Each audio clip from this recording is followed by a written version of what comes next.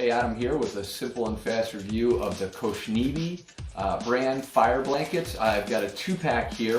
They're about 1 meter by 1 meter by 1 meter. So these are fire retardant. The whole concept is if you're in a kitchen, workspace, whatever, if you have a fire, you're just going to drape the blanket over the fire to extinguish it. So let's get it opened up and show you how it works. All right, so as mentioned, very simple instructions. You're going to just kind of maybe hook this up somewhere with this, or you can just leave it laying around. It's a vinyl casing, and it's going to be simple, right? You're just going to grab these 2 black cords.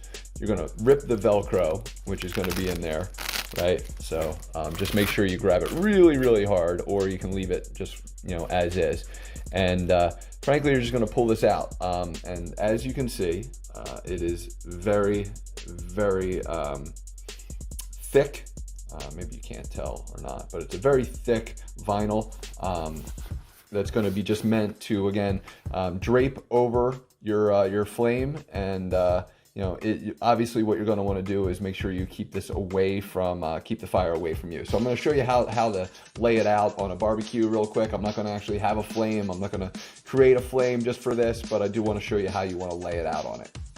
All right, so you'll have to forgive the mess here. I haven't cleaned my grill for the season yet, but all you're going to do is just yank these out.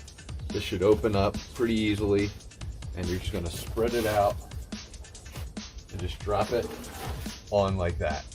And that's it. It should extinguish, and if need be, just get it from the sides again and just drop it out a little bit.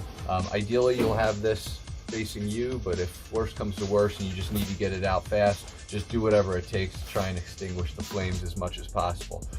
And then when you're done, the beauty is that you can just fold it back up and use it again. So these things are essential to keep in the kitchen, around any kind of barbecue, anything like that. So hopefully you found this useful, and thanks for watching.